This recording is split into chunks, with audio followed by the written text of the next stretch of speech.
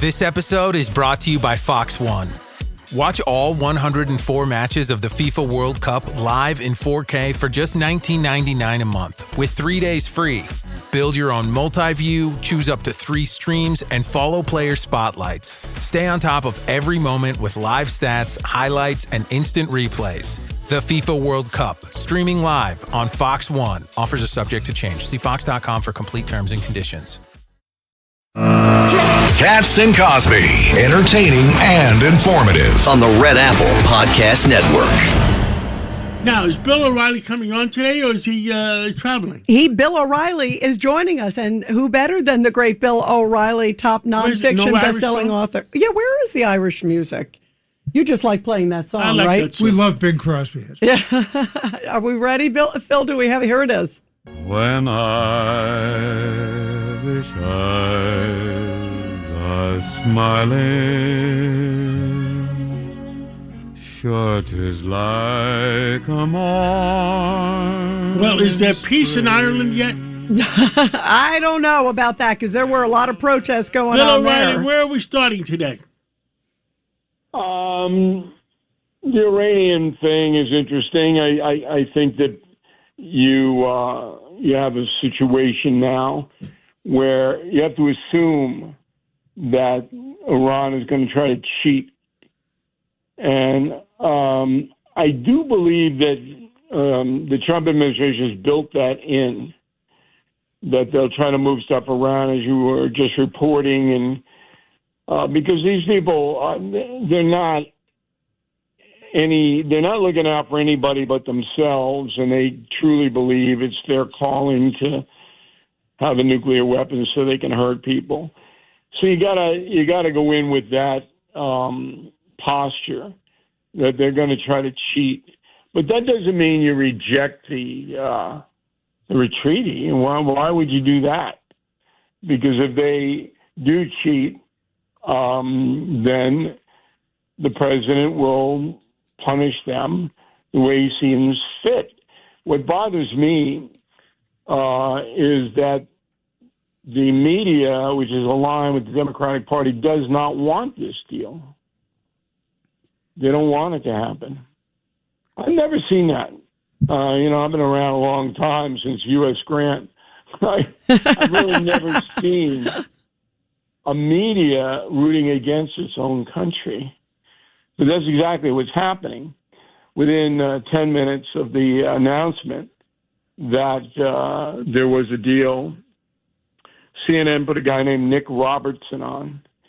He's been around forever. He's their foreign analyst. And he's trashing the deal right away.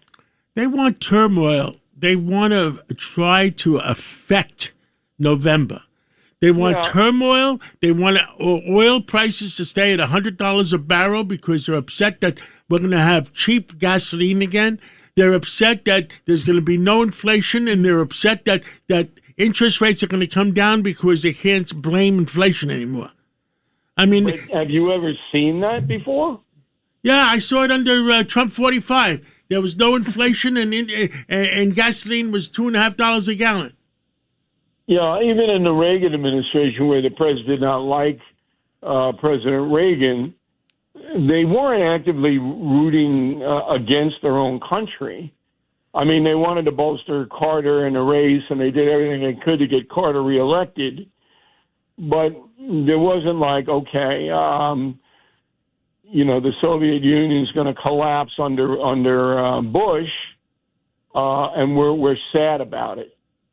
Remember that? Yep. So I was at the collapse of the Berlin Wall. I was there, and the media was. I was standing on that platform with Jennings and Brokaw. Rather wasn't there. I don't know why, but I was within 10 feet of both of them, and there was a celebratory aspect to it. And now you compare then, and they didn't have any use for Bush the elder. They wanted Clinton to win, they being the media. But there wasn't, look, we can't allow the American people to celebrate this victory because we'll say it isn't a victory. Now, I expect that, as you just pointed out, John, from the opposing party. You expect that. And they did it right away. And it's legacy versus legacy now. Obama's involved because he's looking at it from, I did X. X didn't really work, but I'm going to say it worked, and this isn't working. So you got a former president against a current president. Fascinating story, but as we approach July 4th, the 250th anniversary, I've never seen a country other than the Civil War in a historical basis as divided as it is now. There's got to be a big blowout one way or another this November because the American people, I don't think they're that stupid. I think they're starting to see what the heck is going on. As a matter of fact, right after this, your interview here, Melissa DeRosa is going to come on, who's very big in the Democratic Party, and she's going to talk about the big divide in the Democratic Party. You know, you had Hakeem Jeffries, the New Yorker, second in command in the House, wouldn't answer the question, hey, if you win in November, you're going to impeach Trump again. I mean, do you think the American people want to go through this circus again? It's impossible to remove him because the Senate's you're never going to get 2/3 of the Senate to do that. But it's just, I think turmoil is the right word. The opposing party, the Democrats, they want turmoil. They have lost their minds, Bill O'Reilly, and they've lost their minds. Yeah, and they're campaigning on it, too. I mean, as we're going to talk to Melissa, like, one of the things that's stunning to me, guys, is that they're out there this weekend, abolish ICE. I've never seen them, like, say, they're going and the mass men doing this, and Trump is the worst, and even saying they're going to impeach Trump, some of them. I mean, it's really frightening, Bill. I've never seen people so blatantly anti, like you said, American. Where are they on the 300,000 kids who are missing? Jane Fonda crew. And Jane Fonda is about as anti-American as you can get. I mean, anybody who was around the Vietnam era, what that woman did, and she apologized for it, and Americans largely forgave her, but now she's at it again. So I think she's 88 years old. I really think it's time for Jane, and I will pay for this.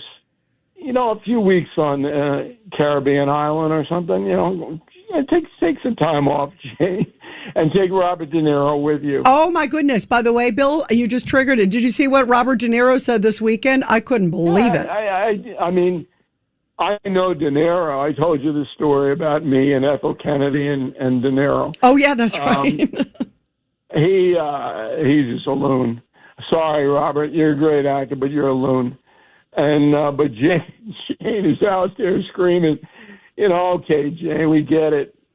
And I just want a couple of things about the Knicks. As you guys know, I'm a Knicks fan, and I go to some of the games. But I'm not, in with the Gardens. They don't give me anything, or I wouldn't take it anyway. I don't do that. But I knew it was much better for the Knicks to win in San Antonio than in New York because of the thug factor, I call it. And there were 63 arrests at least. We'll get updated numbers later on today. They burned the school buses. They burned some buses. Police cars, 70 police cars. 10 cops in the hospital. Not one of those miscreants who participated in that, not one, will be prosecuted by Bragg, I predict. Not one. Horrible. It's frightening. By the way, what an amazing game that was on Saturday night, Bill. I couldn't believe they came back, and when they won, that was just, I was glued watching it. It was an interesting game. I'm not a sports guy, but I know a lot about sports. So I go on with Sid every Thursday, and I have to school him sometimes. So I knew, or, put my money where my mouth was, that the Knicks were going to win. And because it was essentially Brunson against the big giant Wemby. That's what it came down to. Yep. And Brunson puts up 45. Right, and the rest of the team did 49 points. Right. I mean, you can't. How amazing was that guy? Was Brunson? And then you could see that the younger kid, I think he was only 22 years old, he didn't have control of the game. He should have been by the glass. He should have been in tight because he's so much bigger than everybody else, but he wasn't. He was standing at the three-point line. And I said, man, the Knicks are getting a big, big break. Just watching how Wemby played the game. But the difference between the New York crowd and the San Antonio crowd, I think the San Antonio crowd went out to eat chicken fried steak at halftime and didn't come back. They knew. But it was great for the city, and sports should bind everybody together except for Robert De Niro. But I was happy to see it in Texas because it would have been 100 times worse had they won at the Garden. Yeah, sadly. Absolutely. And how sad is that? But it is great. And I can't wait to see the ticker take parade is going to be on Thursday. So that's going to be neat. And they deserve it. I mean, it was been the most amazing series, I think, Bill. I really thought they were going to stretch it out to 7 games. Well, that was a conspiracy that they wanted to do it.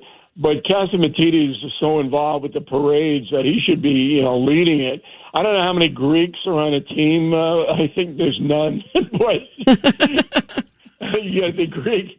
And it's Pride Month, so we're all proud. I don't know what we're proud of, but we're proud. And so everybody will be out there. Oh, it's going to be huge. I hope that everybody's having fun and not burning down school buses. I mean, come on. I mean, that was horrible. Those people should go away and throw the key away. It's horrible. It is. But I agree with you, Bill. I fear that you're right. They're just going to get a slap on the wrist. Melissa DeRosa is waiting on the other line. Yep. Hey, Bill, thank you. We love you, Bill. Thank you. And we're going to go to Melissa and see what the heck is going on in the Democratic Party. Thank you, Bill. Thanks so much. Okay, guys. Thanks for having me. Thank you.